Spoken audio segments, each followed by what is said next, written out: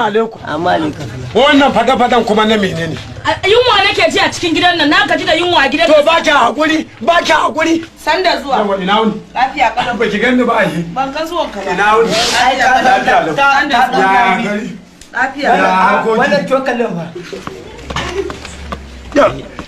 Na wani aboki na ne wada ni. Ai gane bari kadan canza. Ko na rocket ne? Rocket.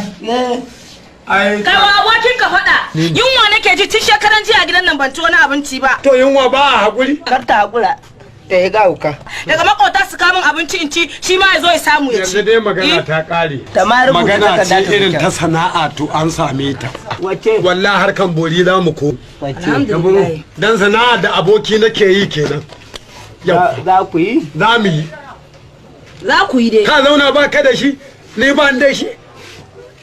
In dai ta wannan fannin ne gwaran zauna a haka. Wallahi ana samu. Gara mu je mu rika kiran aljanu wadda iska ta buge shi mu Allah ya tashe shi mu ne sanadi. Mai gida sana'a ba kowace iri sai ka yi. Ki min hiru. Da kyan na samo ki. Na gaji da zaman nan. Da kyan na samo ki. Kar ki min raini.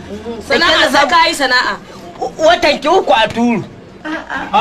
Idan ka bada a gaba, sai ga abin daidai. Abin fa dai sa. Ai. Saboda haka sana'a sai kai. Sai dai matsala ɗaya ne. Sunan aljanu za mu rika kira idan muka yi kuskuren ɗaya. To jiki zai dami. Baya kawo ku ni ba zan kai kaina ban inda ban je ba. Ni kaina bai rike sunan na ba ma ballanta na rike sunan wata iska. To ai na gaya ma. Alƙur'an ma baka je ba iska za ta kai ka. Sai an jima. Alƙur'an. Shi ya ma fara jami'a shi ba. Baya danka. Sunan wani ya wuri. Wa. Mr. Ajayi. Jogana. To alhamdulillah mai gida. Sana'a ya zo har gida ya same ka. Saboda haka ka san nayi. Dan ni yunwa gidan nan ta ishe ni. Ba zan iya zama da yunwa kullum ba. Je ki ciki. Zan je amma ni abinci ne kawai ya zama dole ka nemi sana'a kai. Amma ko ya kalle ki ai ya san ba yunwa. Ba yunwa. Ai yunwa a ciki yake. Saboda haka dole kai sana'a tunda sana'a ya zo har gida ya same ka.